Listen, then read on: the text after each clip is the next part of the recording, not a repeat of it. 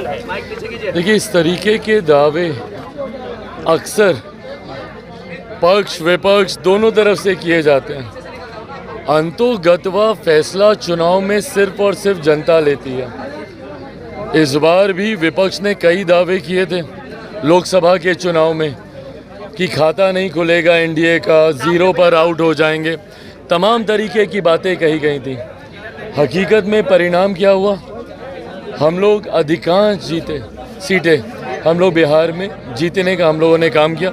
मेरी पार्टी की अगर आप बात करेंगे तो 5 की 5 सीटें हम लोगों ने जीती, जहां पर विपक्ष के द्वारा ये भी दावा किया जा रहा था कि हम हाजीपुर भी हम हार हैं। तो ऐसे में इस तरीके की बातें कही जाती हैं, पर अंतोगत्वा जनता किसका साथ देती है। और एक बात स्पष्ट है कि जनता ने ये तय कर लिया है कि बिहार में डबल इंजन की सरकार से ही बिहार का विकास हो सकता है।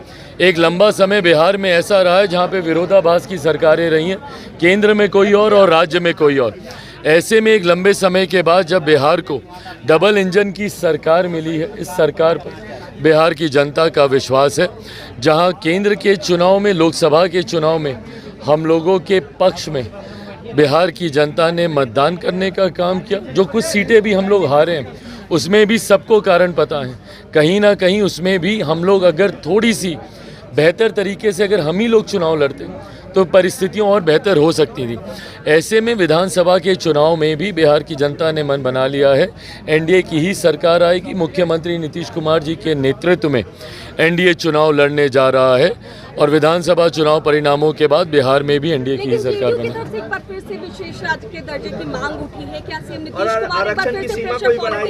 प्रेशर पॉलिटिक्स नहीं है भाई, ये मांग तो हम लोग की रही है। कौन सा ऐसा दल है जो कि बिहार से आता है और वो विशेष राज्य के दर्जे की मांग नहीं करता हो या उस पर अपनी सहमति नहीं देता हो? हम खुद इसके पक्षधर हैं। पर अगर हम ये बोलें कि भैया बिहार को विशेष राज्य का दर्जा देना चाहिए तो हम प्रेशर पॉलिटिक्स कर रहे हैं? नहीं, कतई नहीं। हम लोग जिस सरकार के गठबंधन में हैं, एनडीए का हम लोग हिस्सा हैं। एनडीए का सबसे बड़ा घटक दल भारतीय जनता पार्टी है, जिनके नेता हमारे देश के प्रधानमंत्री हैं, जिसपे हम सबको विश्वास है। ये मांग अगर हम उनसे नहीं करेंगे तो किन से करेंगे? हम लोग राजनीतिक दल होने के नाते ये भी मानते हैं कि ये नीति आयोग के अधीन ये विषय आता है। नीति आयोग के प्रावधानों के अनुसार इससे पहले जब प्लानिंग कमीशन होता था उसमें फिर भी कई ऐसे रिलैक्सेशंस थे जिसमें कई राज्यों को विशेष राज्य का दर्जा मिलता था। नए प्रावधानों के अनुसार ज़रूर इसमें कुछ टेक्निकल इश्यूज़ इसमें हैं, पर उसका भी मिलकर हम लोग समाधान ढूंढेंगे। जो जनता दल यूनाइटेड ने कहा है, ये मांग हम लोग की भी है कि बिहार को जल्द से जल्द विशेष राज्य का दर्जा मिलना चाहिए। अश्वनी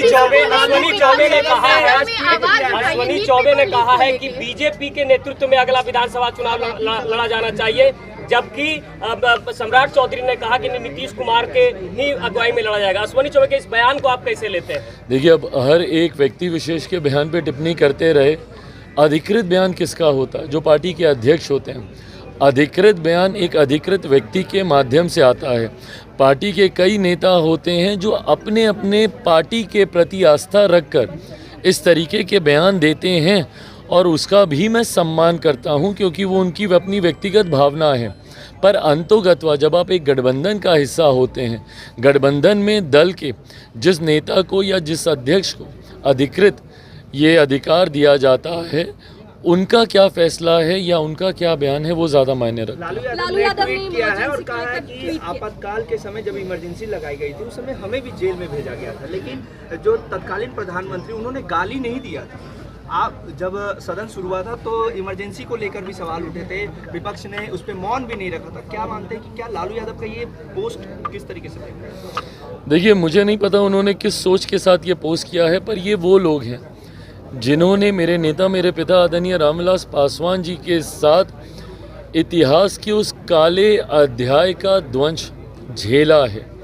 ये वो लोग हैं जिन्होंने खुद इमरजेंसी के दौरान यातनाएं, प्रताड़नाएं झेली हैं। ये एक ऐसा दौर था जहां भारत को बंदी बनाने का प्रयास किया जा रहा था, देश के ऊपर डिक्टेटरशिप थोपने का प्रयास किया जा रहा था, जिसका कतई कोई समर्थन नहीं कर सकता।